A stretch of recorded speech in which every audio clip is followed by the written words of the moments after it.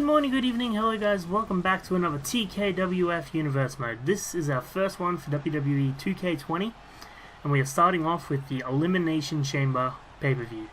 Now, I forgot to mention in the draft video that all titles will be vacated, so this show is focused only on drafting our new champions. So let's get into it, guys.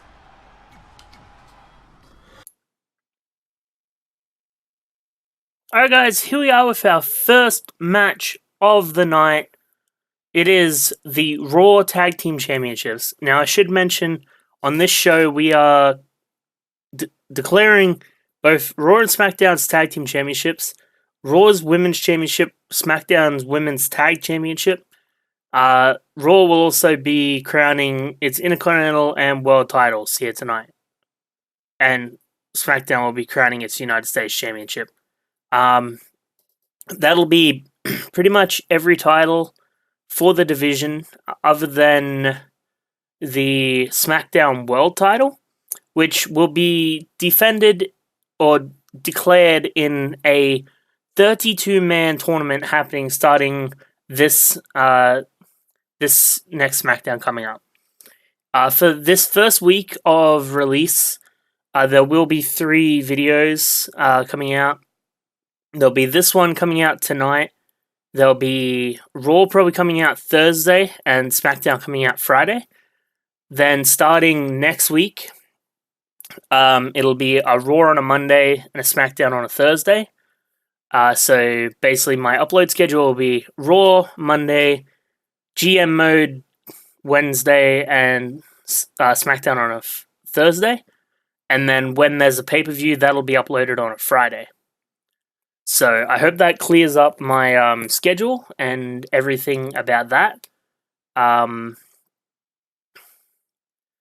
Also, until 2K20 releases the Creator Championship mode, we unfortunately have to use the WWE Championships. I would have loved custom championships from the get-go, but unfortunately they're not in the game yet, so not much I can do about that. Anyway, back into what's happening in the ring. Our first showing is 2 teams that didn't get too much of a a showing in the 2K19 universe. Sorry about that. So we have Breezango, who I don't think was actually used at all in... Actually, no, I think they may have been used in the first NXT pay-per-view. But they weren't used too much in 2K19, and I know I didn't use heavy machinery at all in the entire thing. So I figured, let's not give... why not give these guys a shot at the title, being that they weren't used in the last series. And that seems to be a theme throughout all of these.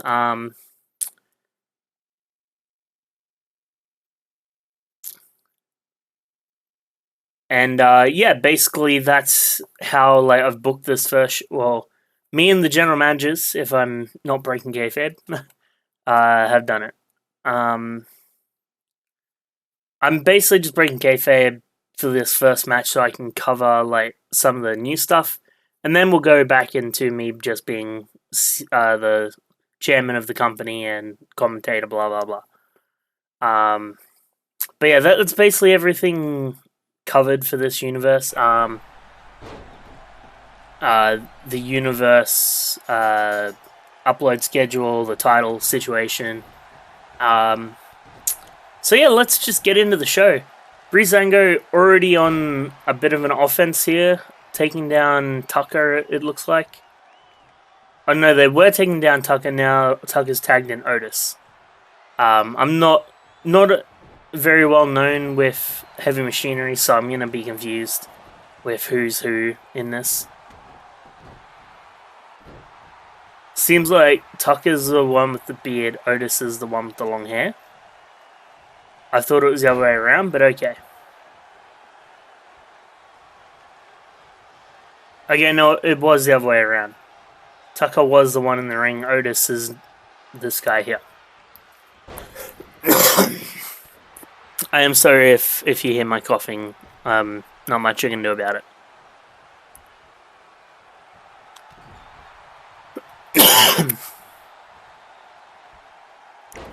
And Breezango using the veteranness smarts in them, is that even a word? I don't know. To keep them in their corner, do the constant tag ins and tag outs, do the constant beatdowns, so that you know what you're doing and when you're doing it and how you're doing it. And it's keeping them away from their partners, keeping them close to your partner, so if something goes wrong, you can quickly get in for a tag. It's a smart strategy here, and it seems to be working out. Nice backbreaker there from Breezango. Tyler Breeze, I don't know why I said Breezango there. Oh, he's going to the top rope. Oh, well, Otis was going for a tag there, but I don't know what Breeze was going for there. Otis was going for the tag, but Breeze off the top rope, elbowed, kept him down. Tried knocking Tucker off the ring, didn't work. But now he's back on the offensive on Otis here. A reminder, this is for the vacated Raw Tag Team Champions. So basically the way I've set it up is no rivalries carrying over from last year, unless I feel like they deserve a rehash, though I don't think any of the rivalries I've got planned were from 2K19. I was lucky enough to wrap most of them up beforehand. Mainly the only thing I did carry over from... Oh! Breezango just got the pin there with the 3 count, claiming themselves as the first Raw Tag Team Champions. Well, that was a quick match and an unexpected quick fall there. What a good showing by the veteran tag team here, showing the rookies that they deserve to be the champions and that they deserve to be used more in this universe. So what I was saying was the main thing that carried over was Emma Moon's Breaker of Necks persona. And that's her main goal, is to break people's necks and win women's championships. So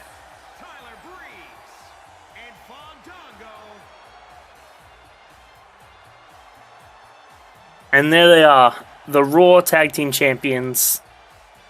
The first Raw Tag Team Champions of 2K20 and TKWF's new Raw Tag Team Champions.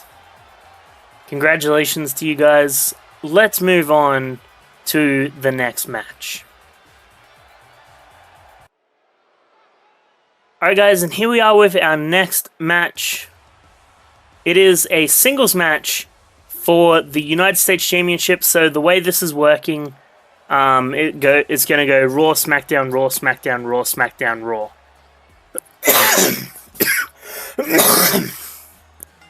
And that's just for this pay-per-view. Next pay-per-view, it'll be 4 matches each side. So Raw will get 4 matches, SmackDown will get 4 matches. And in the case of like Money in the Bank and Survivor Series and stuff, when there's inter-brand matches, then one show will have one less match. I think that's how it works. But kicking off this match already, Buddy Murphy just attacked Apollo Crews during his entrance, and he's just onslaughting Apollo Crews now. Buddy Murphy, someone who was new to our universe, as he didn't appear in the 2K19 game, so he couldn't appear in the universe. Apollo Crews, somewhat new to the universe. He was used in like 1 or 2 matches, I think. I think he had a steel cage match against Booker T for the NXT North American Championship in 2K19, and he was never seen again. He may have had like 1 singles match after that, but but the SmackDown general manager and I agreed that, you know, since Apollo didn't get too much of use in 2K19, plus it's Buddy Murphy's debuting show, we may as well give them a United States Championship match. And so far, Buddy Murphy is on the offensive for most of this. I should mention, this is the Elimination Chamber pay-per-view. Something messed up when I was setting up the pay-per-view, and for some reason, half the matches are competed in the SmackDown Live arena for some reason. I'll make sure that that's fixed by next pay-per-view. But yeah. It is technically the Elimination Chamber arena. For some reason, the arenas are messed up. And here we go. Buddy Murphy with pin. 2. Oh, it's 2 count already. This is so far looking to be a quick match. And Buddy Murphy just pretty much taking the dominance on Apollo Crews this entire match here. And Murphy with the constant power bombs there. Just amazing. Simply amazing.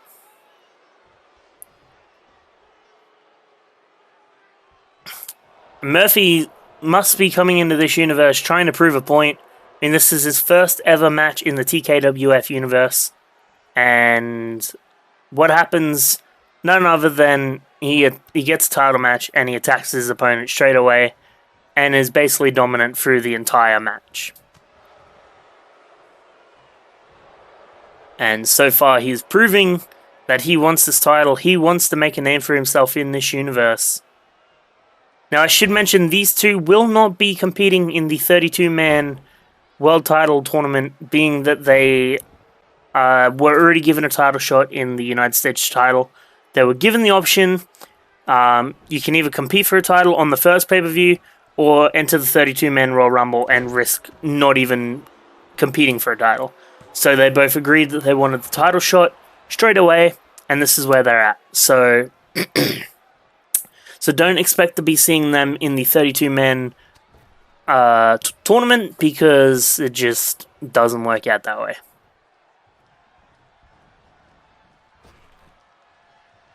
And nice power, I guess you'd call that a spinebuster. It was like a spinebuster slam.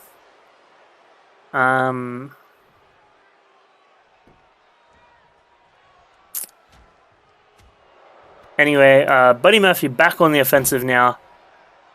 He's basically taken the reins in this match. Like, he wants that title and he's going to go to any lengths he can to win that match. And win that first United States title.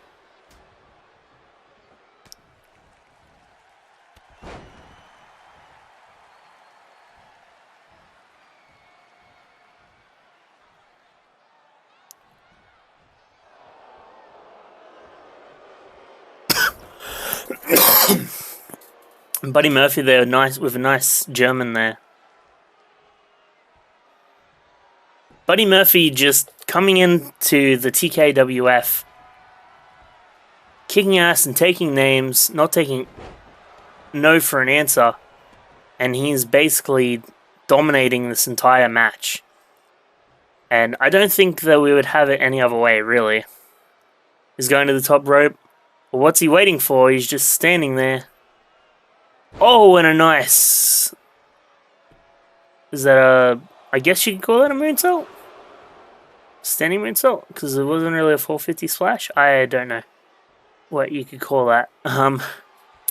Sorry, I'm not very good with wrestling move names, so you'll have to apologize. You'll have to accept my apology there.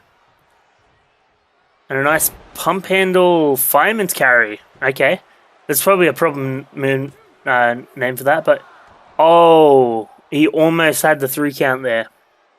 Almost had the 3 count.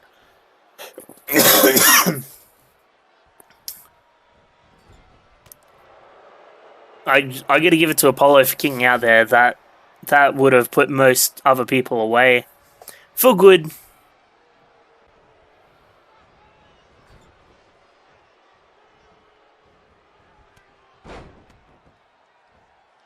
And now Apollo on the offensive now for what seems like the first time in this match.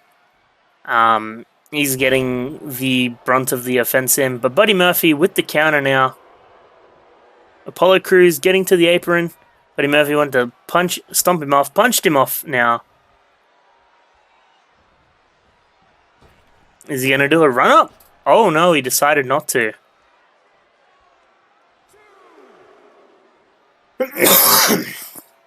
Now, what's he going to do? Oh, a diving elbow off the apron onto the back of Apollo Crews. That has got to hurt. Now, Apollo Crews fighting back. Buddy Murphy now back on the offensive now. Oh, he's ripping the announce table off. What's going to go on here? Now he's yelling at Apollo Crews on the ground, saying this is where you're going through this table. Well, we're at a 7 count now. Buddy Murphy went to pick Apollo up, but Apollo countered. Nice counter there from Apollo. Now Apollo went for a hit. Oh, but Buddy Murphy attacking now. We're at a 9 count. These guys have got to get to the ring soon. And a 10 count. That was a draw to these two. So we're not going to see the end of these guys for of these guys for a while. But what an amazing start to the match. Let's get on to our next match, guys. And here we are with our next match, guys. It is the Fatal 4-Way Women's Championship match to crown Raw's first Women's Champion. Here we have someone new to the scene. Toni Storm, an amazing wrestler. And I hope she does well in the women's division. As I hope everyone in the women's division does well. I mean, I know that you can never always have winners and losers, but I know that Toni Storm will put on an amazing show for us here. Of course, she does have to go up against the one, the only self-proclaimed breaker of necks, Ember Moon. And that's going to be a horror for everyone in this match. And speak of the devil, here she is.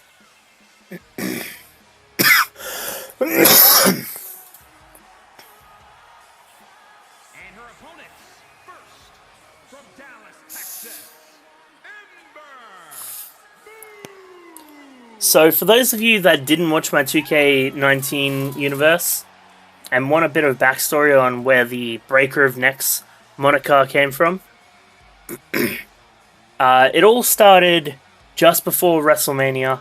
It was meant to be Charlotte Flair versus Asuka versus Ember Moon in a triple threat match for the Women's Championship. When Ember Moon attacked Charlotte with a chair, and then took her out. So Emma vs. Asuka was at the pay-per-view before that, I believe, and then at WrestleMania, Charlotte Flair came back to have the triple threat, and then that's when she declared she was going to break Charlotte Flair's neck. She wrapped a chair around Charlotte Flair's neck, kicked it so that it closed on her neck and broke her neck. And then, ever since then, she went on and she was trying to break necks. She broke Candice LeRae's neck at one point. She tried breaking... she also tried breaking Kairi Sane's neck at one point, but it didn't work out. So, but that's been her main goal, her main leading force, is to try to break people's necks on her way to winning the title, which she did at WrestleMania. And she's probably not happy with me that I stripped her title off her. Granted, a lot of people probably aren't happy that I stripped their titles away from them, but Ember Moon just is not really happy. She's declared that she's going to break all 3 of these women's necks tonight. So one of which is Candice LeRae. So I'm kind of scared with how things are going to go, but again, I'm just the chairman now. That's out of my hands. That's all Raw's booking side. They decided that they wanted to book Candice LeRae back in a match against Ember Moon. So I'm going to have to agree. This is Candice LeRae's return match since having her neck broken in 2K19. We didn't see her for the last few months of the 2K19 universe mode since she had her neck broken. She's had a few months to recover from that now, and this is her first match back. And when we told her that she was going to be in a match with Ember Moon, then she was ecstatic. She said, "Great, I want my revenge." So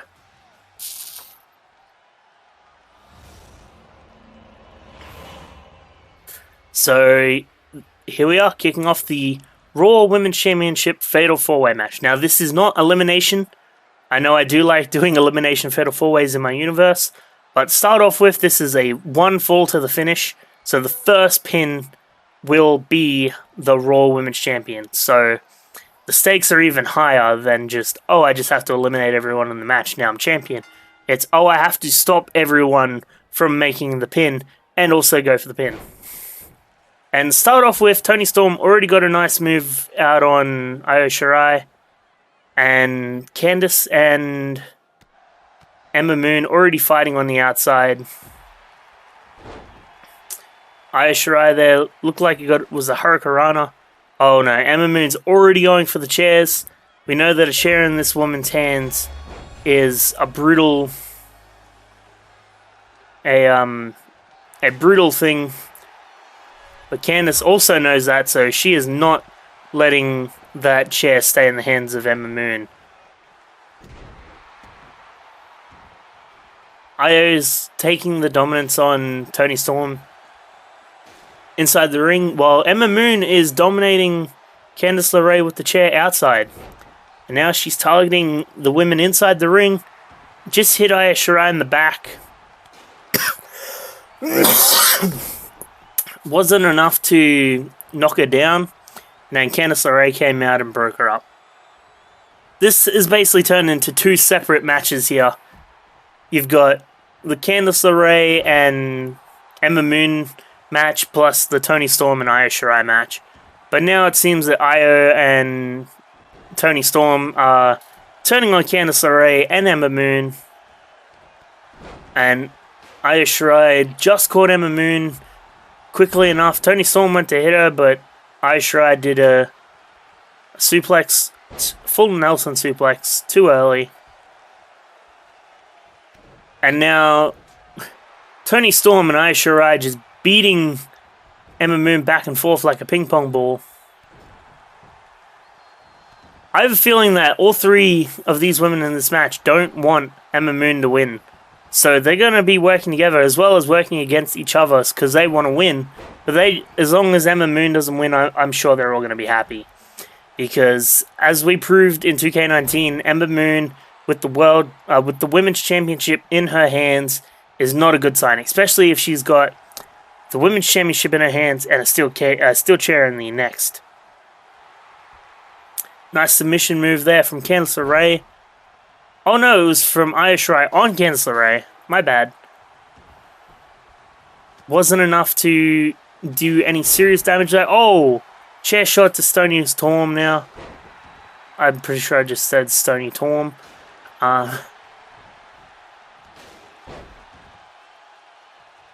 But for the most part, Ember Moon has taken the dominance on this match. Oh, just a chair shot to everyone right now. Oh, well, I don't know what happened there. It looked like Ember Moon hit Io Shirai, but Io Shirai actually knocked the chair away from her.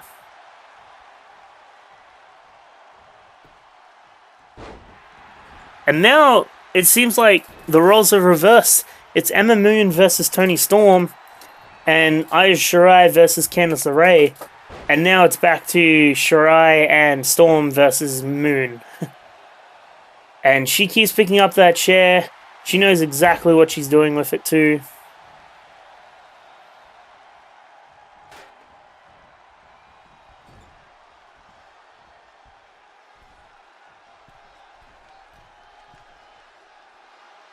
Oh, what's Ember Moon doing?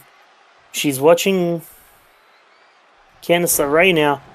Oh, she went for a top rope stunner but missed.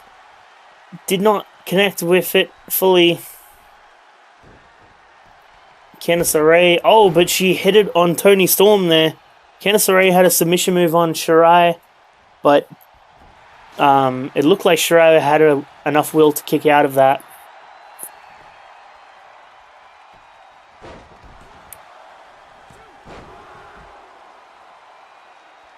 And that was a 2 count there from Shirai. On Toni Storm, it looks like. While Candice LeRae still trying to fight them back. Emma Moon outside the ring now. Sorry about that.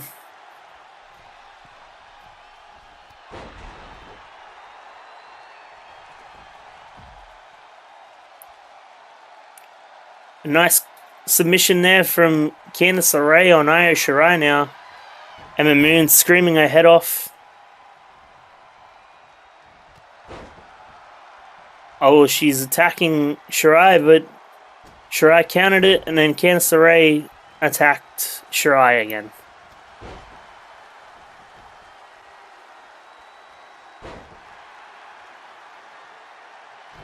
Emma Moon is still pretty much on the offense for most of this match so far. She's got Shirai down in the ring, Toni Storm on the outside. I'm not sure if this is a good place to have Emma Moon in the ring by herself with another opponent. She could win or could break someone's neck. So she's going to the top rope now. We all know what this means. She's going for a top rope stunner once again. Can she hit it? Oh no, Io Shirai knew what was coming and countered it.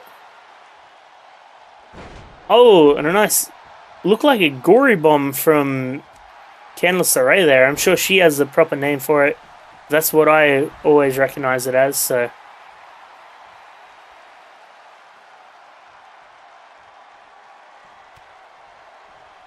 And Emma Moon fighting back against Shirai and Toni Storm now. Shirai getting the revenge now, hitting on back there.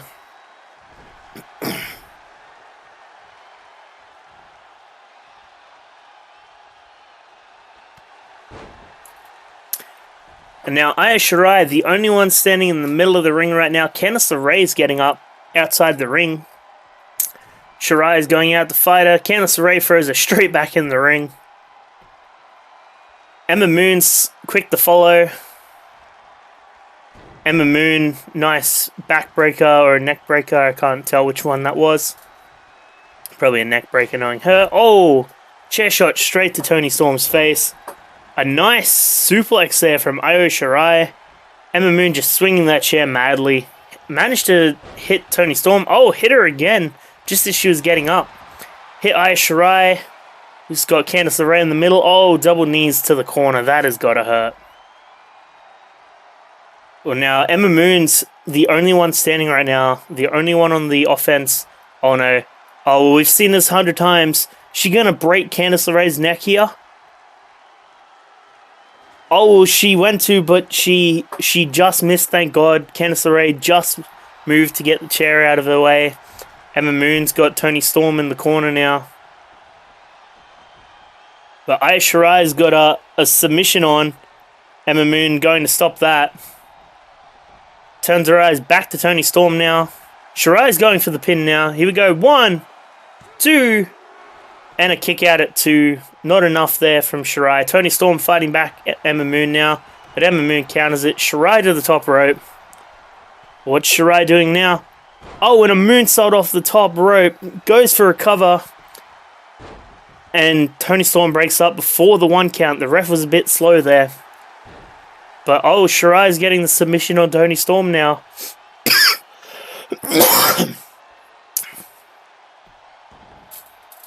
And Toni kicks out, well, fights out of the submission.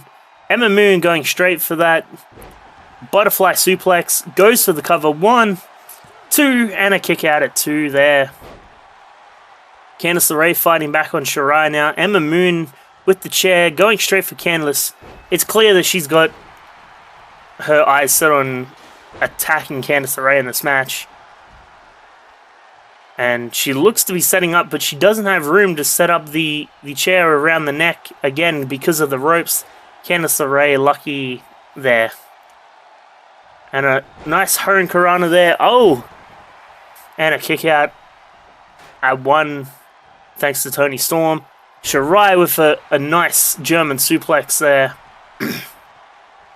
And oh, there we go. Emma Moon hit the top rope stunner. Here we go. 1, 2, and Shirai broke it up. Shirai not going for Emma Moon, decides to pick Candice LeRae up, which seems to be a bad move because Candice LeRae is now fighting back here. But Toni Storm fighting back Emma Moon now. Gets a nice snap suplex. Emma Moon's out of the ring. We're down to 3 ladies in the ring now. A nice boot there from Toni Storm to Candice LeRae.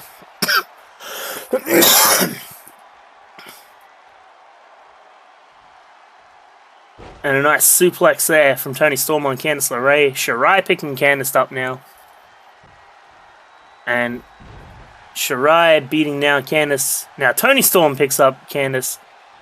Emma Moon went to hit Shirai, but Shirai countered. Nice neckbreaker there from Candice LeRae. And Emma Moon looked like she was trying to get Shirai in the corner. Oh! And a code breaker there from Candice LeRae. Now going for the cover here. Oh, but she stops. Shirai said, no, that's not enough. We need to keep beating her down. And now the ping-ponging of Emma Moon once again. And then Shirai turns on Candice. Oh, a double stomp to Shirai right there. Toni Storm starting to get up. Emma Moon still on the ropes now. Candice LeRae getting that submission move on. Shirai's down. Emma Moon's on the ropes. And now we have Toni Storm. Oh, what a move there. Emma Moon's back up now. But she's turning her attentions to Shirai, maybe trying to break her neck. And Toni Storm just got the win. What? Well, I was paying attention to Emma Moon, and she was paying attention to Io Shirai, while meanwhile, Toni Storm got the 3 count with Emma Moon's back turned. Congratulations to Emma Moon there for your victory and to being the first TKWF Women's Champion on Raw in the WWE 2K20 universe mode. What a brilliant match between these 4 brilliant women fighters. And Toni Storm leaving Women's Champion. Rightfully deserved. That was a brilliant match and she fought valiantly to win that title. But for now, guys, let's move on to our next match. Alright, guys. Well, here we are with another match. It is the SmackDown Tag Team Championship match. And here is a team that, if people are familiar with my very first stream universe mode, they will understand where this team came from. But the Dream Team of Velveteen Dream and Oney Lorcan started in 2K19 on my very first stream universe. They were not happy with how they were being used, so they decided to join forces and form the Dream Team to try their hand in Tag Team Championship to try win to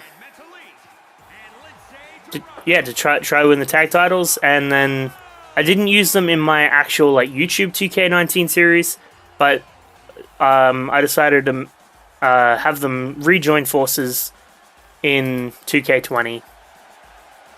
And here we have Velveteen Dream refusing to leave the ring, but we have the Lucha House Parties, Lince Dorado and Gran Metalik as our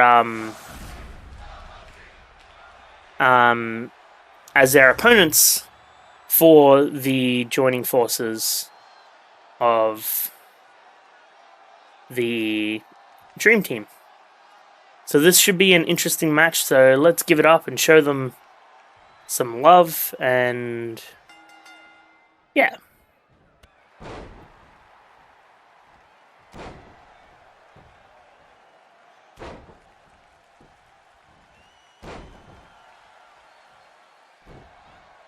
And so far, Velveteen Dream already taking the offensive.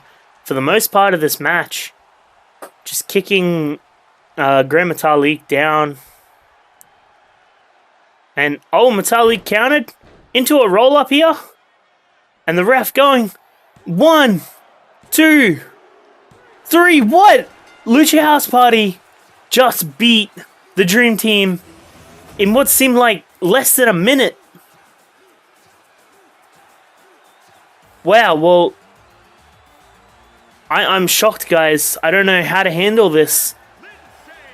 Lucha House Party have just won the SmackDown Tag Team Champions. And there you can see Kalisto, their manager, supporting them. What an amazing match for them. Let's move on to our next match, guys. Alright, ladies and gentlemen, here we are for the first match of the night. Our first Elimination Chamber match of the night, I should say. And it is for the Intercontinental Championship. This is going to be a brilliant match. I've seen the 6 superstars that Raw has chosen to be competing in this Elimination Chamber match, and my god, it is brilliant. So here we are with Drew McIntyre, someone who we didn't really see too much of in 2K19.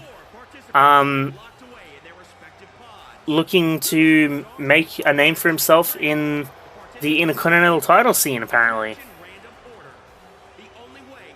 So he's going to be the first person in a pod.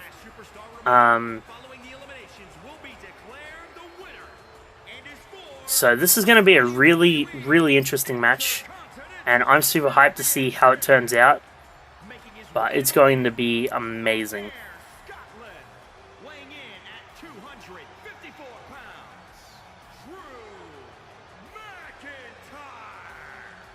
So Drew McIntyre, number 1 in this match. I'm curious to see, well, I know who it is, but I'm sure you guys are curious to see who the other 5 competitors in the match will be, because it's going to be an amazing showing, an amazing match right here. And here we have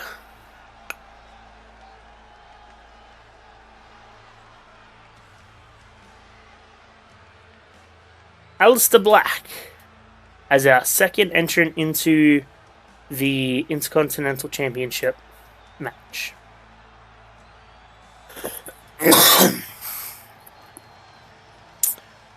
Aleister Black, another person who wasn't really used too much in 2K19. I think he was only ever used in the first NXT match. Which I don't not even sure if it was a Cruiserweight title. But, yeah, I'm super keen to see how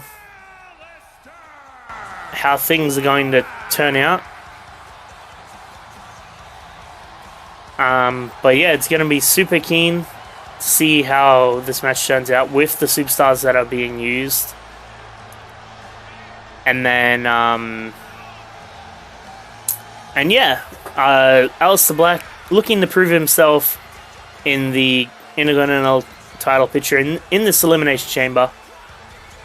It's going to be a super interesting feat for these guys. And I'm amazed to see who can come out as champion. I'll be surprised if... there's a few people I'd be surprised if they come out champion, but a few people, if they come out champion, you know, I'll understand and I'll know why. But yeah, it is super interesting. Oh, and here we go. The former Intercontinental Champion of the TKWF, basically undefeated from the point that he won the title back.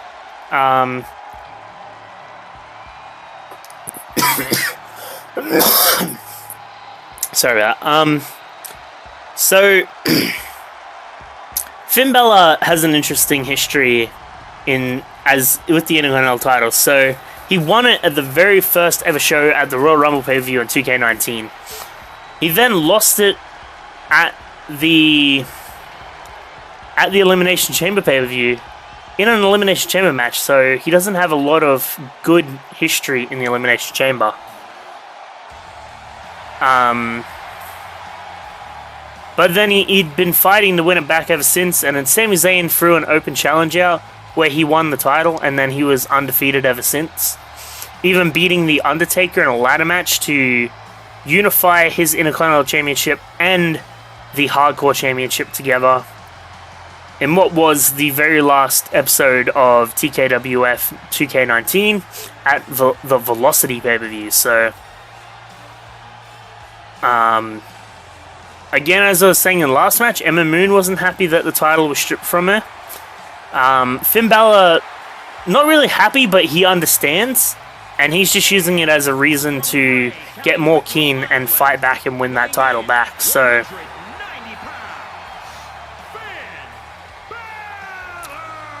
he said to me he completely understands the reasoning behind it. Oh, just slapped the ref on the way to the ring there. But yeah, he said he completely understands, but he will win the title back eventually. And maybe this might be his moment to win it back immediately and then technically never lose the title. So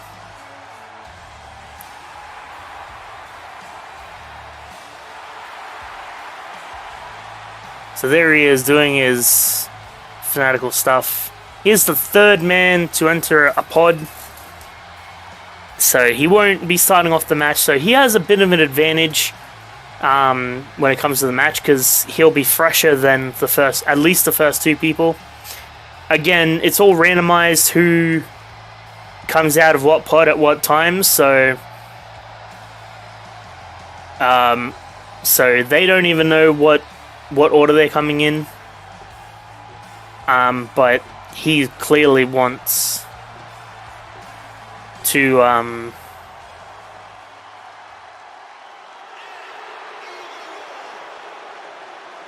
oh, and Andrade Cien Almas,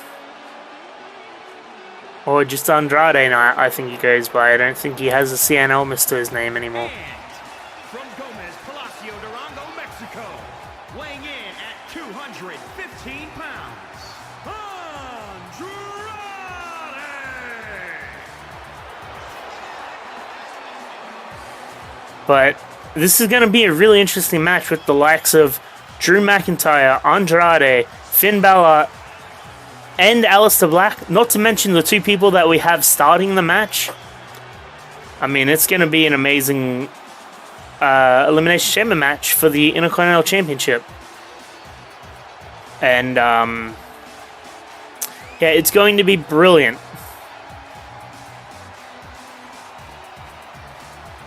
So we know who the four people in the pods will be, being Andrade, McIntyre, Black, and Balor. But we don't know who's going to be the starting two in this match yet. And I'm sure we'll find it out. There's Andrade scouting out his competition, knowing who exactly is in the pods. There's not going to be any teamwork in this match. None of these people are affiliated with each other, so they're just all going to be beating each other up. And now, our first person to be starting in the middle of the ring. Wow, Mark Andrews, a new person to the series, wasn't part of 2K19. So this is his debut in the TKWF, and he's getting thrown straight into a Intercontinental title match. Interesting. So yeah, Mark Andrews making his debut in the Intercontinental title picture is a good choice for him. And he is our first person starting off the match, so he will not be in a pod, he will be in the middle of the ring. So it'll be interesting to see how someone as small statured as Mark Andrews can deal against some of the bigger guys like Aleister Black and Drew McIntyre. But, I mean, good luck to him. It'll be an interesting first showing. So let's see who his starting opponent will be. Ooh, okay. So this will be kind of interesting. It's the Brian Kendrick. Someone who, again, wasn't part of the 2K19 series as much. 174 pounds. So we're going to be starting off with 2 cruiserweights in the starting... well, is Mark Andrews a cruiserweight? I'm not too sure. But we'll be starting off with 2 smaller statured people, and then slowly we'll be adding the bigger guys like Drew McIntyre and Aleister Black and stuff into the match. But the Brian Kendrick versus Mark Andrews to start off the match seems like a really interesting choice, to be honest. So we'll see how it goes.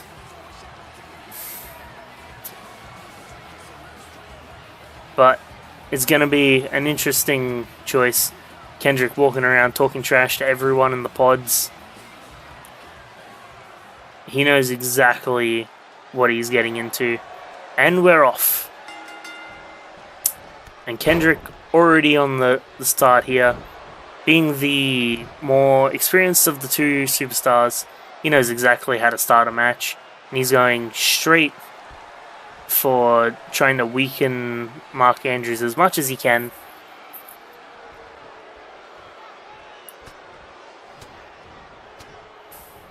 And the constant headbutts and super kicks and everything, he knows exactly how he's coming into this match. Oh, Mark Andrews will counter now. Nice Hurricane Karana there. And a kick to the chest. He's at the top of his game. Oh, and a drop kick, but a reversal. Now Kendrick back on the top. Sidewalk slam there from Kendrick. And we're already going to see our first new entrant into the match. In 3, 2, 1. And who are we going to see? Oh, well, the randomizer's choosing. And it looks like it's going to be Drew McIntyre as our first entrant into the match. So Drew McIntyre already targeting Mark Andrews immediately there. And now Kendrick attacking McIntyre. As I said, there is no working together in this match. It's every man for themselves, and it's showing here. Though, yep, see. I was going to say it looks like the 2 smaller people are working together, but they immediately turn on each other. Basically knock one person down, so there's 2 people standing, then go to fight each other. But now they seem to be working together on the bigger guy, using some of their smarts. And then Brian Kendrick attacks Mark Andrews again. Alright, well, we're going to see entrant number 4 in just 3 seconds now. 2, 1. Now, who is the randomizer going to choose now? Oh, Andrade is in the match now. What an interesting choice. Kendrick went to go for Andrade, but Andrade just walked straight past him and then slapped him in the face when he got back in the ring. Mark Andrews working on Drew McIntyre now. Andrade working on Brian Kendrick. Getting some decent moves in here. Drew McIntyre climbing into the ring now. So far we haven't seen any eliminations, but due to it being an Elimination Chamber match, you know, normally you don't start seeing eliminations till all the people have entered, and then that's when, you know, people have been weakened enough that the fresher people can come in and just eliminate them straight away. And Drew McIntyre just working down Mark Andrews now. Andrade is still beating down Brian Kendrick.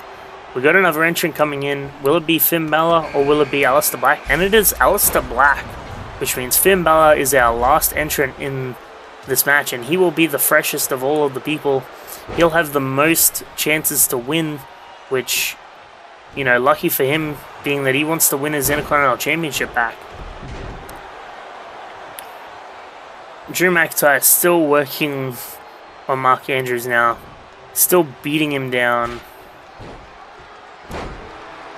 Brian Kendrick also going outside for Mark Andrews. The synchronicity of, I think that's the word, whatever. They both got out of the ring at the same time, the same way. Now Brian Kendrick just watching, and then decided, nah, I don't want to deal with that. Andrade with a running powerbomb to Aleister Black there. And in 2 seconds, Finn Balor will come in. We got 1. Here comes Finn Balor. Number 6, everyone's in the match now. Andrade going straight for Finn Balor now. Finn Balor just punching and kicking Andrade. And oh, a slam to the face now. And here we go. A sit-out powerbomb there from Finn Balor to Andrade. On the other side of the ring, we have Brian Kendrick beating down Aleister Black, while everyone else is on the other side of the ring just watching. Now Finn Balor's climbing in the ring, trying not to deal with Andrade, it looks like. But no, he's changed his mind, he wants back on Andrade. Now he's beating down on the ground and pound. Brian Kendrick working over Aleister Black. Mark Andrews and Drew McIntyre still going at it here. Oh, with a nice roll-up double stomp there from Mark Andrews. Finn Balor on the top rope. Oh, elbow drop to the back there onto Andrade. And then Aleister Black's finally fighting back against Brian Kendrick now. Mark Andrews getting some beat down on Drew McIntyre now. These two have been going at each other pretty much the entire match now. So... Oh, and Finn Balor going for another sit-out powerbomb, but Andrade fights back now. Aleister Black still beating down Brian Kendrick. Mark Andrews still beating down Drew McIntyre now.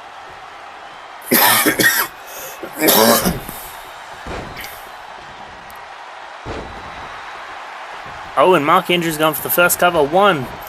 And Andrade broke up the pin?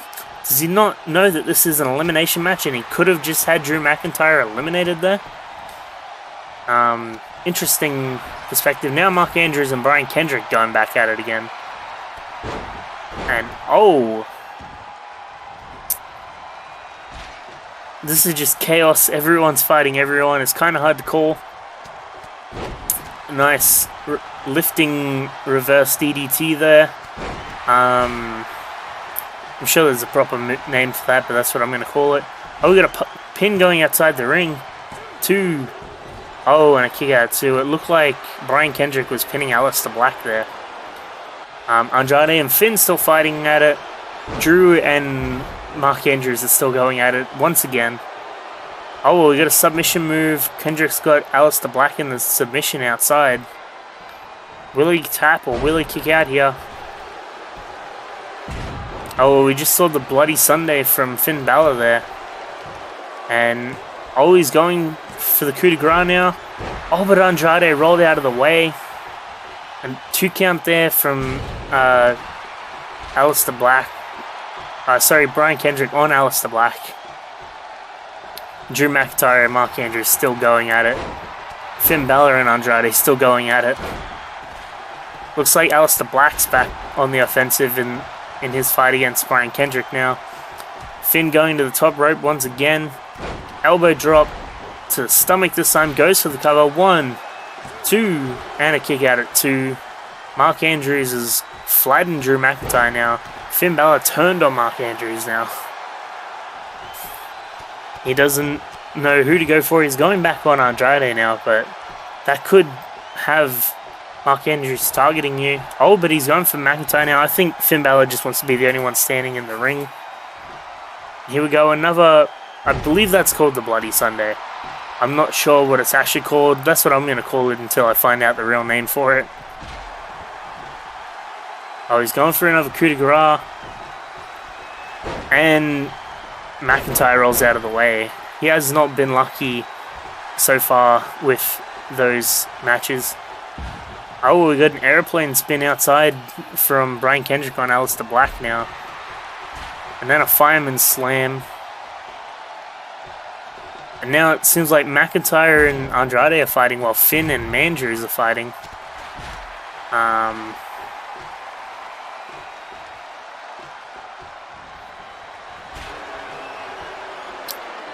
And then Finn, again, is just targeting everyone he can.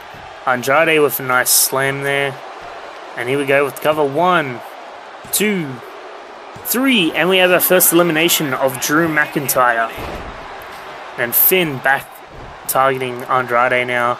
Mark Andrews coming back into the ring. His main opponent in this match has been eliminated, so he doesn't really have much to do now. Meanwhile, Kendrick's still fighting Black outside the ring.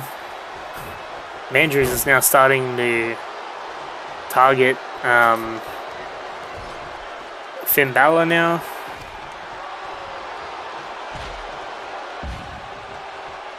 And Andrade's starting to get up now. But Andrews is starting to fight Finn Balor and target Finn Balor here, so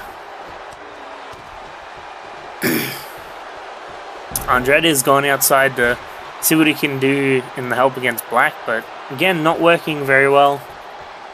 Now Andrade targeting Finn Balor again. It seems like Andrews and Andrade are working together to take out Finn Balor.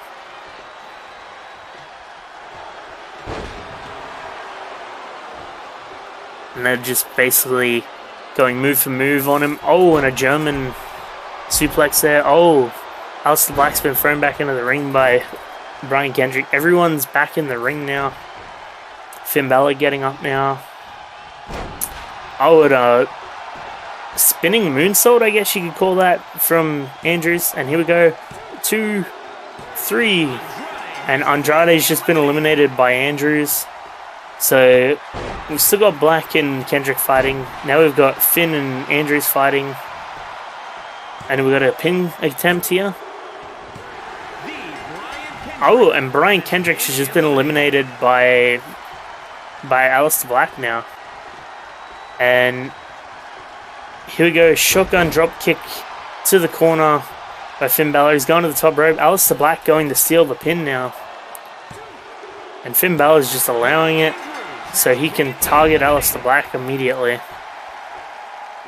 And he knocked Aleister Black down, going back to the top rope. Could he be going for a coup de grace?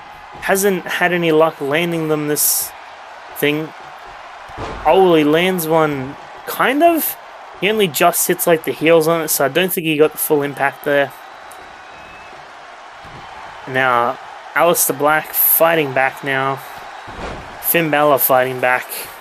These two are going to go at it. Oh. Well, Finn went for a drop kick while Aleister Black just went for a regular kick.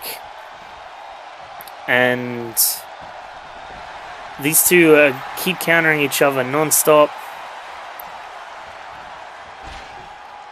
And Aleister Black taking the reins in this fight now currently. It's down to these two guys.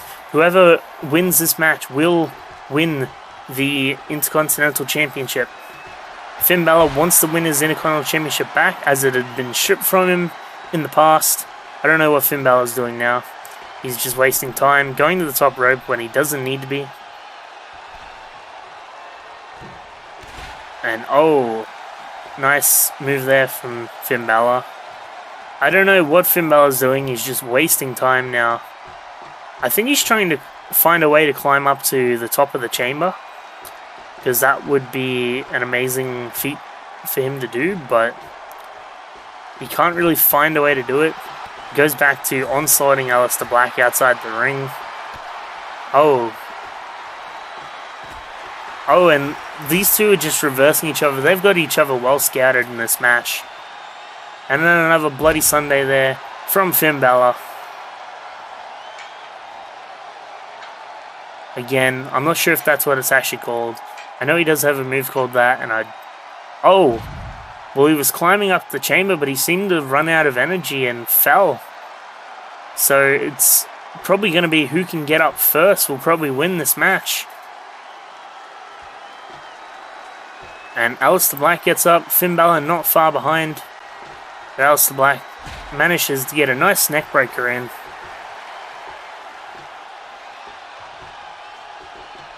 And throws Finn Balor into the ring. Then he's back out again. Now he's back in again. He doesn't know what he's doing. Well, he's dragging Finn to the middle of the ring. Kick to the head. That has got to hurt. Oh, he's lifting him up. Well, we all know what's going on now. Black Mass. Black Mass kick to the head. Here we go. 1, 2, 3. And Aleister Black is our Intercontinental Champion. Congratulations. Wait, well... Why is the screen all black? Well, we can't... The screen's just gone black. I don't know what's going on, guys. We'll try to get this fixed, but...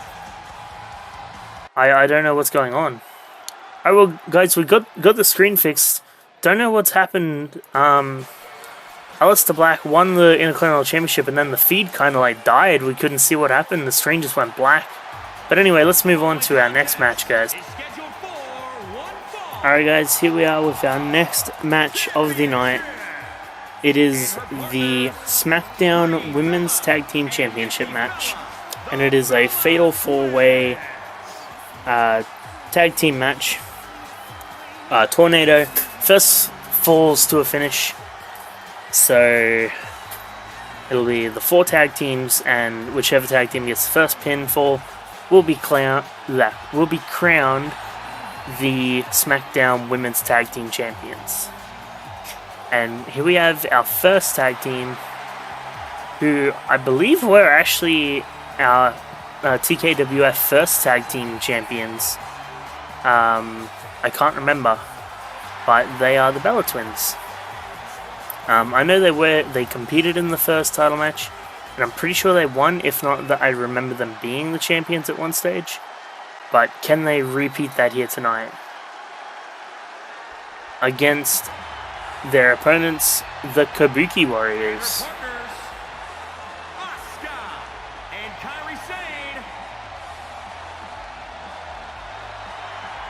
Now, the Kabuki Warriors of Asuka and Kairi Sane have decided to team up in this universe. In 2K19, they were basically the most dominant females in the roster. I mean, Emma Moon basically had to break Asuka's neck and almost break Kairi Sane's neck just to keep her title. So they've decided to join forces in the tag team division. And now another tag team from 2K19 that was formed when the tag team division started, the veterans of Naomi and Natalia. They realized that with their multiple years experience, that they would be able to work together as a tag team and show the dominance. So they decided to join forces, and here they are. Sorry about that. And now our final tag team for this evening, it is Billie Kay and Peyton Royce, the Iconics. Now again, another well-known tag team. The Iconics are iconic, and they are in the SmackDown Women's Tag Team division, trying to win their tag team titles. Can they do it tonight? Well, we'll have to find out and see. But yeah, they've got some tough competition in the Bellas, the veterans, and the Kabuki Warriors, so who knows how they're going to go in this match. Seems like all the other women are over there. I don't know if they're arguing or making agreements or what. Looks like they're trash talking each other, is what it seems like. So yeah, without further ado, let's get into the match, ladies and gentlemen. And we're off. Now, I should just mention, I don't know why, but maybe it's because there's so many wrestlers in the ring, but there was some FPS issues with this match when recording it, so I apologize for the slow gameplay. I'm noticing it's a bit faster than it was when I was playing it, so it still is a bit framey. I apologize for that. Not much I can do about it. I don't know if yeah, I don't know what was causing it, but I hope that in the future this gets fixed, because I plan on doing plenty multi-man matches, and if I can't have 8 people in the ring, that kind of defeats the purpose of having 8-man matches. But anyway, this match is going to be kind of hard to call because there was just chaos everywhere. Like, everyone was always fighting everyone. But basically, it seems like the Bellas are the dominant force in this match currently. Kabuki Warriors knocked outside the ring.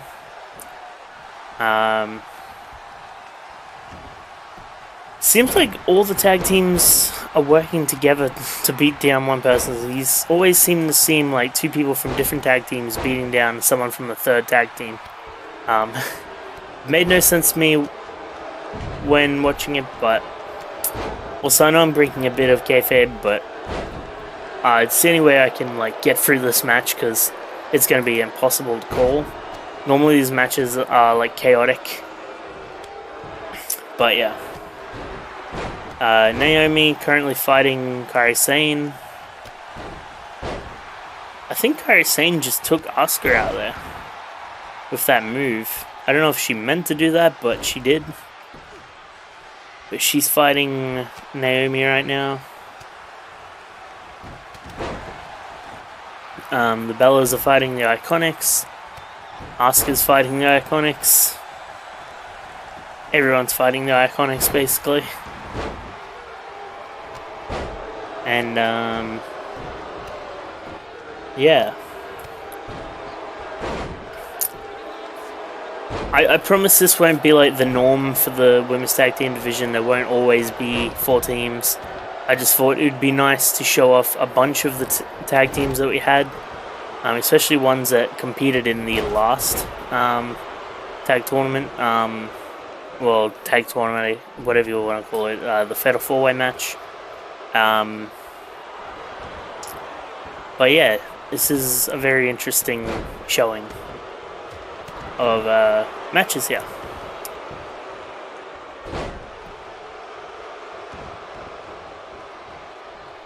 And we see Brie Bella on the top rope now. Is she going to do much? She takes out Peyton Royce. Okay. Alrighty then. And we're back. Oh, well, Asuka's got a pin, but the ref isn't counting. I think he was knocked out. Still not counting the pin for some reason. He just looked directly at Asuka.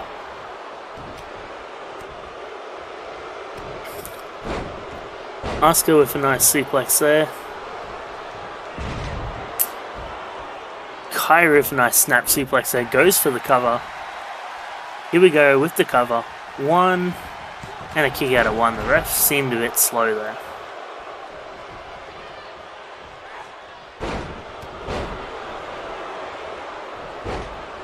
So weird seeing the Iconics fight Nikki Bella because they're all in red, so it looks like they're fighting each other.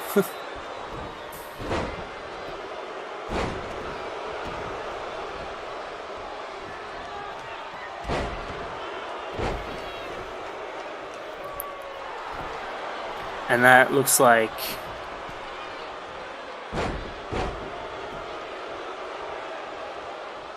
I don't know who that was on the top row. I think it was Billy Kay or Peyton Royce, one of the two.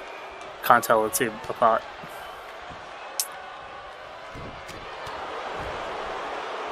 But yeah, I really apologize about the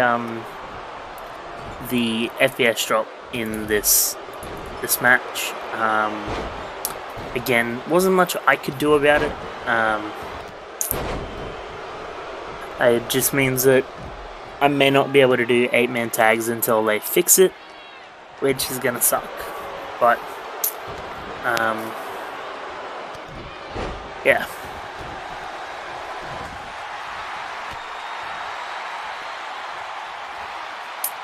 So this match is a bit of chaos. Everyone's fighting everyone. Not much really to call, just moves, getting hit left, right, and center. But it looks like both the Kabuki Warriors, oh no, sorry, one of the Kabuki Warriors and Naomi were outside the ring. Kairi went to help her team partner Asuka there, but got flattened because of it. Now, Peyton Royce went for something, but got knocked out.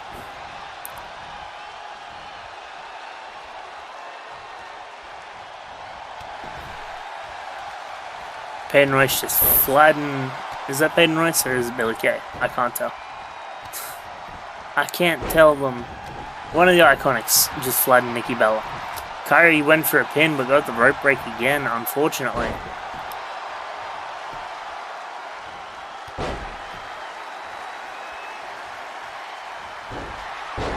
And this is just chaos. Bodies are flying everywhere, ladies and gentlemen.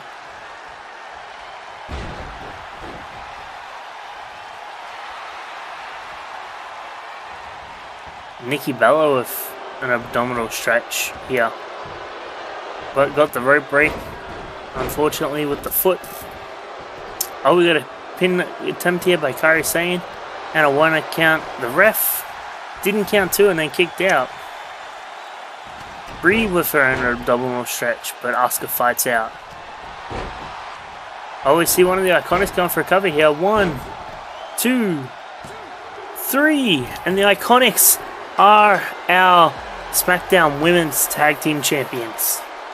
Well, congratulations to the Iconics for becoming the first Women's Tag Team Champions in the 2K20 era.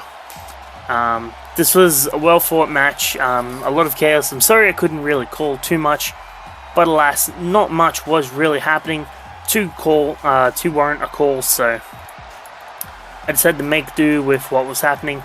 But congratulations to the Iconics for what they were doing and all that jazz. And congratulations to them. Will they be dominant in the future of the SmackDown Women's Tag Team division? Well, that's yet to be seen. But for now, let's move on to our main event of the evening, the Elimination Chamber World Title picture.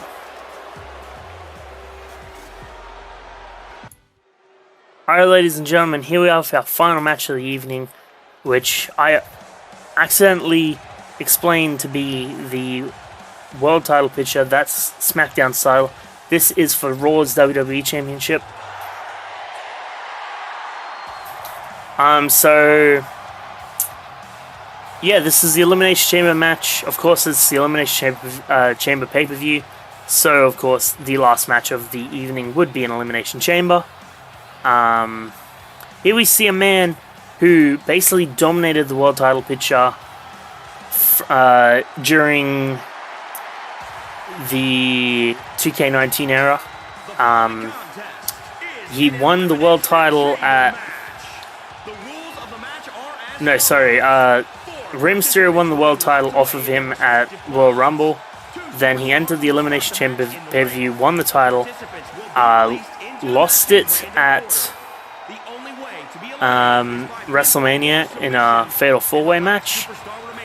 But after Roman Reigns got attacked by Rey Mysterio and he had to vacate it, Seth Rollins won the title back and had basically led the world title picture from then on. And so obviously, because he was the former champion, he got a title opportunity in this match. And again, the same with Finn Balor. He understood the reasoning why the title was back. And again, like Finn Balor, he just vowed that he'd win it back immediately. So, can he do that tonight? We'll find out. Sorry about that. But he is the first competitor in the Elimination Chamber WWE title match. He is the first person to enter a pod. So let's find out who his opponents are.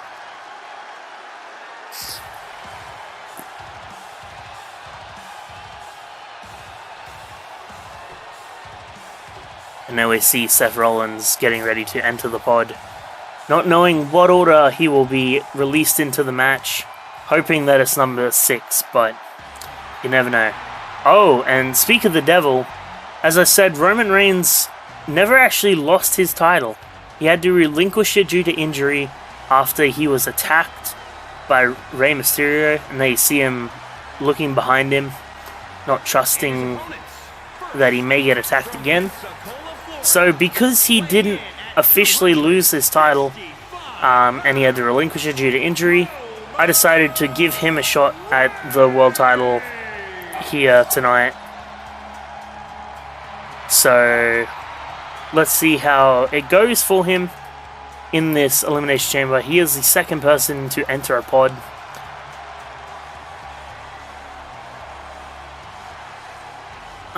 As explained in the Elimination Chamber, 4 men enter the pod, 2 people start, and during a time interval of, I believe, like a minute and a half or something, another superstar gets added until all superstars have been added. And if you're pinned, you're eliminated, and then last person standing is, of course, the WWE Champion. Now, the card is basically stacked in this WWE title picture. See Roman Reigns not wasting any time. He's getting ready to go to his Elimination Chamber pod.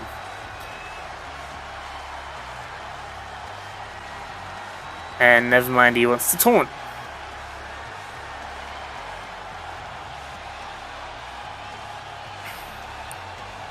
So yeah, basically I've seen the card that Raw is projected for the WWE title, and it is a big card. There he is, going to taunt right in front of Seth Rollins. These two have history fighting in the Shield together as a team for many years, and also fighting as opponents for the world title also for many years. And they're no stranger to each other in the TKWF universe either. The big dog Roman Reigns getting ready to enter his pod. One last look at Seth Rollins before he goes in. Again, hoping that he gets the number 6 entrant spot in this match so that he is the freshest. He is able to run straight into the match and win. Another person who is looking to make a name for himself after 2K19, Shinsuke Nakamura. Now, Shinsuke Nakamura, him and TJP had a brilliant feud in 2K19 over the United States title, but Shinsuke never really wanted the United States title. He always wanted the world title, and this is his opportunity to prove that he deserves to play with the big dogs and to be in the world title picture. But of course, he's still going to go through the likes of Seth Rollins and Roman Reigns, not to mention the other 3 superstars who will be entering in this match.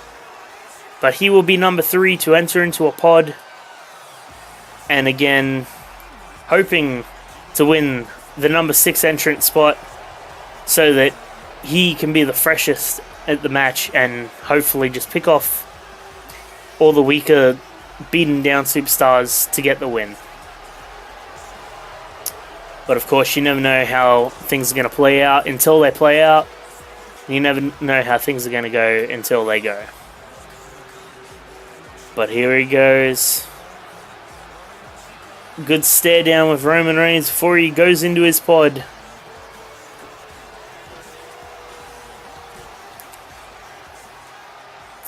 And number 4 entrant, the last person to go into a pod, Kevin Owens. Now, Kevin Owens had an interesting run in the 2K19 universe. I keep going back to that because that's the only frame of reference I have for these guys. But, he started out rostered to NXT. Neither Raw nor SmackDown wanted him. So he fought his way through NXT, made his way into the Royal Rumble. Did not win the Royal Rumble, unfortunately, but he fought bravely and valiantly in that Royal Rumble that Raw and SmackDown decided to give him a chance to he fought bravely and valiantly, and then I decided to give him a chance because after Elimination Chamber, that's when TKWF started, and I gave him the chance to join the TKWF roster, and surely enough, he beat Dolph Ziggler and won, but then he didn't really do much after that. I think he had one title match. I don't think he won. But yeah, so let's hope that he does more in this universe. But for now, the first man to actually start the match is Rusev. Celebrating Rusev Day as always. Again, someone who didn't do too much in 2K19. I think he only had one match at WrestleMania against AJ Styles for the Hardcore title. AJ beat him, and then we never saw him again. So hopefully he makes a bigger name for himself in the TKWF Raw universe in 2K20. But for now, he's got 5 other major superstars to go through. We've got Kevin Owens, Shinsuke Nakamura, Roman Reigns, and Seth Rollins, plus the number 6 entrant. Or the 6th person in this match, I should say, not the number 6 entrant. But it's going to be a hard-fought battle to prove himself as a contender in the world title picture. The Raw general manager seems to think that he has the capabilities in him. So we will see Rusev walking around trash-talking all the people in the pods because he knows that they can't get out until they're let out now. And now number 6, the last entrant into the Elimination Chamber, is none other than Daniel Bryan.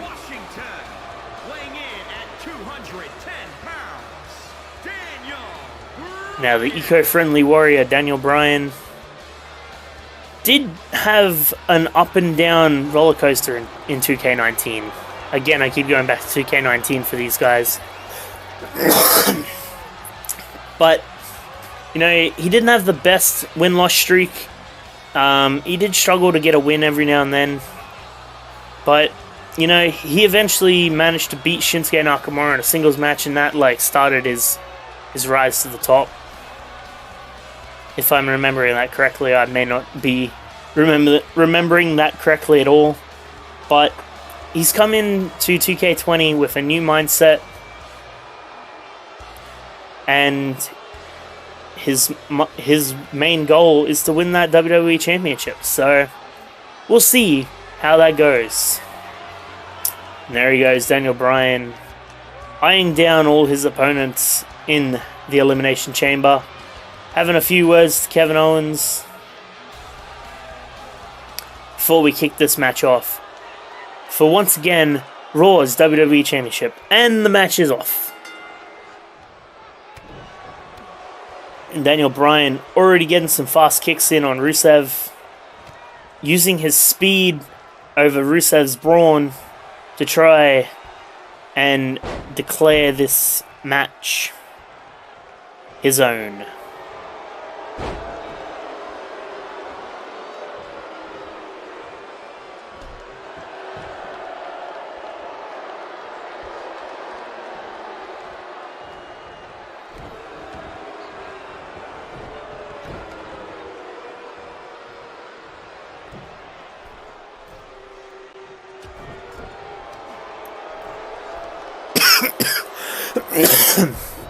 Again, sorry about the coughing, guys. Already going for a quick cover here by Daniel Bryan.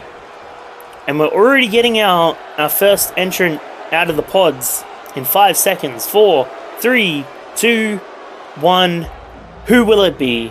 Who will be number 3 entrant into the Elimination Chamber match? It is none other than Shinsuke Nakamura. Daniel Bryan immediately targets Nakamura here. Has Rusev on the ground. He wants Shinsuke on the ground. He wants that WWE title, and he's going to go for everyone. Nice back suplex there. It was a bit of a later action, I know, but I was trying to remember what the suplex was called. And now Shinsuke and Rusev taking turns to beat down. Oh, well, Shinsuke just saved Daniel Bryan there. Again, sorry about all the coughing in this video, guys. I am still recovering from my sickness, but I wanted to get 2K20 videos out, so I have been trying to eliminate as much coughing as I can. And here we go, number 4 entrant in to this match. Nice neck breaker from Shinsuke Nakamura there. And we have Kevin Owens. Oh, Roman Reigns. Sorry, I looked at the... I got confused for a second there. It is Roman Reigns entering in number 4 in this match. Again, still technically never lost his world title in the TKWF. So, I guess you could call this his rematch clause for a title that he didn't lose because he had to relinquish it because of injury. But so far, it seems like Daniel Bryan's had the brunt of this match in his hands, you know. He's been dominant over Rusev from the start. He was dominant over Shinsuke, give or take like a couple of minutes that they had dominance over him, and he went straight for Roman Reigns. Oh, he's already going for the yes lock. Could he make Rusev tap here? Almost did, but unfortunately, no.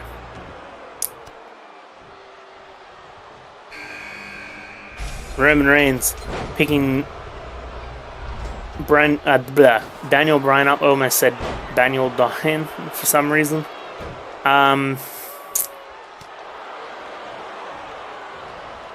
But Seth Rollins is our number 5 entrant. Again, he is the former TKWF World Champion. He's fighting to win his title back.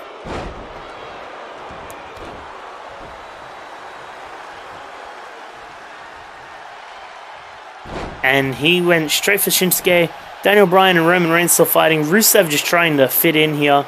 Kevin Owens is the number 6 entrant, so he's just waiting his turn, getting his stretches in. He knows he's going to be in soon, and he's going to be ready. He wants this fight. He wants this title, and he's going to bring it. And Rusev has got Seth Rollins up on the top rope now. Daniel Bryan's hitting Roman Reigns, but Shinsuke's trying to hit Daniel Bryan now. Oh, but Daniel Bryan reversed Shinsuke and threw him head first into that chamber now. And then went back to fighting Roman Reigns. Kevin Owens has been released into the ring now. And Rusev has been eliminated. I missed that. I think Seth Rollins got the pin on him. I didn't quite see that. I was focused on what was happening outside the ring. But Daniel Bryan's back in the ring now. Now he's trying to fight Kevin Owens. He's basically, as soon as someone's come into this ring, he's going to go fight them. It makes no sense to me, but that's the way he's been rolling.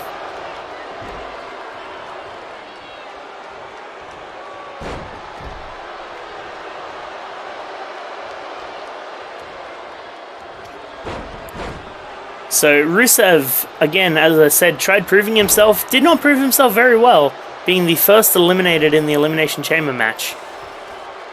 Now, Daniel Bryan is fighting Roman Reigns right now. Everyone else is fighting outside the ring.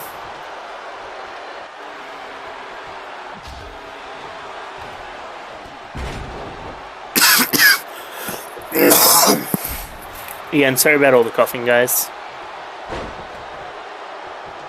And now we have Roman Reigns have a submission move on Daniel Bryan, but Daniel Bryan fights out of it. Oh, I don't know what's going on with Kevin Owens. He seems to be wrapped up in the ring ropes there. He got it fixed though. And oh, nice reversal there from Daniel Bryan. The other three still fighting outside the ring currently.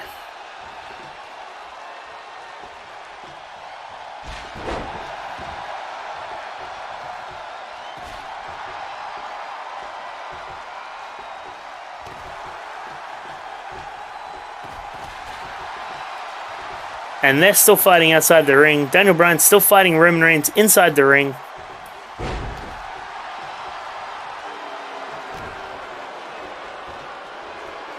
Oh, but here we go. Daniel Bryan locking in the yes lock once again. Can he make Roman Reigns tap here? But no, Roman Reigns fights out very easily here.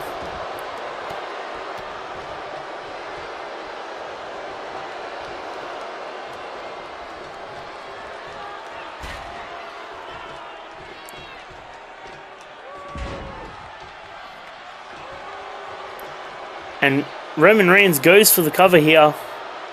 1, 2, and a 3 count. And Daniel Bryan was eliminated from the match. So we're now down to 4 superstars. Seth Rollins goes straight out to fight Roman Reigns. Probably done only fighting Shinsuke and Kevin Owens now. Again, as I said, oh, we got a pin going on in the mid. And Shinsuke just pinned Kevin Owens. We're down to 3 superstars now. We're down to Shinsuke Nakamura. We're down to Roman Reigns. And we're down to Seth Rollins. Rollins is now taunting Roman Reigns now. Shinsuke is coming to join the fun.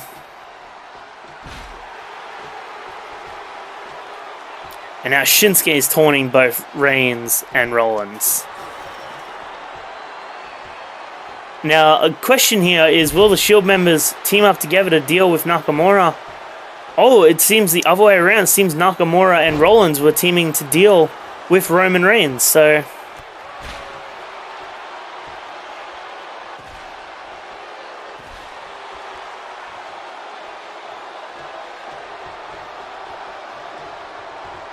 And oh, in goes the...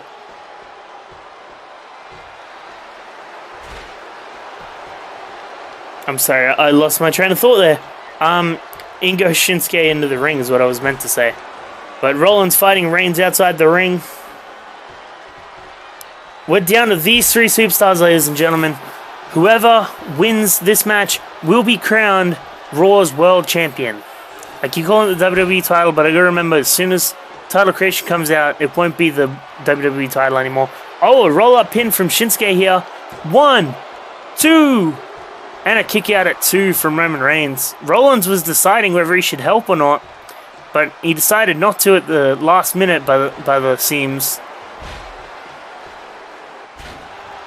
And I don't know what happened there. I think Rollins and Shinsuke like headbutt each other and Rollins bounced off the chamber. That's what it seemed like. I'm not too sure, but Rollins dragging Reigns to the middle of the ring now. Oh, here we go. The curb stomp. The curb stomp right there. Will that be enough to put Shinsuke Nakamura out? Here we go. 1, 2. Oh, and a kick out at 2. That was so close, ladies and gentlemen. We almost came down to having 2 people left in this match. But Roman Reigns picking Shinsuke up now. Shinsuke knocking Roman down. Rollins attacking Shinsuke again. And Shinsuke's face into the top turnbuckle now.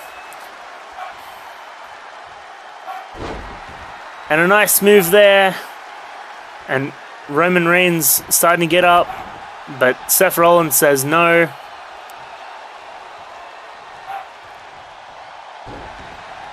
And now Reigns push Rollins. Reigns wants Shinsuke and doesn't want to deal with Rollins for some reason. Throws Shinsuke out of the ring. And then Rollins does the same thing to Reigns.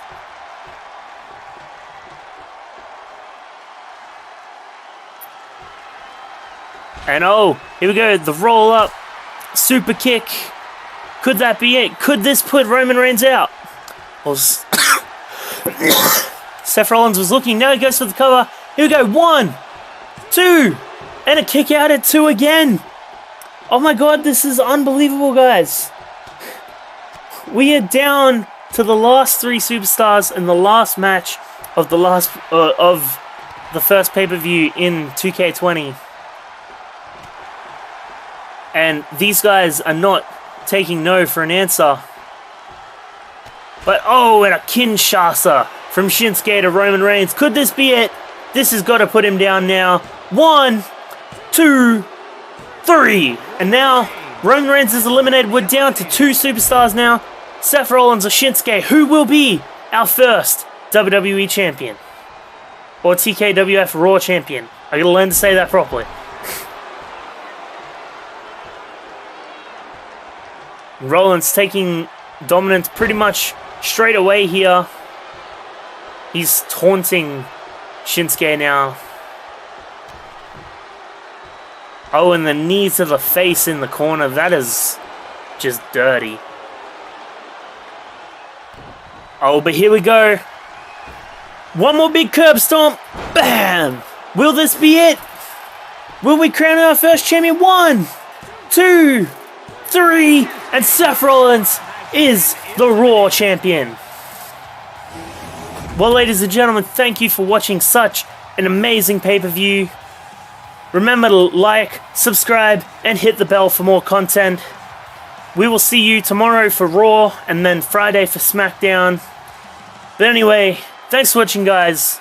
Good afternoon, good night, and goodbye.